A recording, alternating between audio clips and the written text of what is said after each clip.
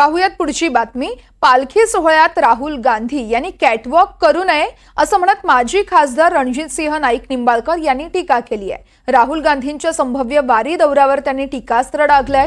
काँग्रेस पवारांच्या राष्ट्रवादीकडून राजकारणासाठी वारकऱ्यांचा वापर केला जात असल्याचं देखील त्यांनी म्हटलंय। संतांच्या पालखी सोहळ्यात राहुल गांधींनी कॅटवॉक करू नये। काँग्रेस आणि शरद पवार पक्षाचे नेते हे राजकारणासाठी वारकऱ्यांचा वापर करत असल्याची टीका ही भाजप नेते आणि माजी खासदार रणजितसिंह नाईक निंबाळकर यांनी केली आहे।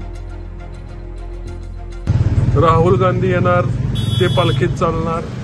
निवडणुकीच्या पार्श्वभूमीवर या भोळ्या बाबड्या वारकऱ्यांचा फायदा घ्यायचं काम काही राजकीय पक्ष घेत आहेत।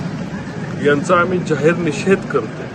ज्यांना कोणाला दर्शन घ्यायचे आहेत मग ते राहुल गांधी येऊ आणि अन्य शरद पवार येऊ, त्यांनी मुक्कामाच्या ठिकाणी जाऊन पालखी सोहळ्याचं दर्शन घ्यावं। पण पालखी सोहळ्यामध्ये कॅटवॉक करून त्यांनी वारकऱ्यांचा अपमान करू नये अशी भूमिका या ठिकाणी आम्ही मांडली।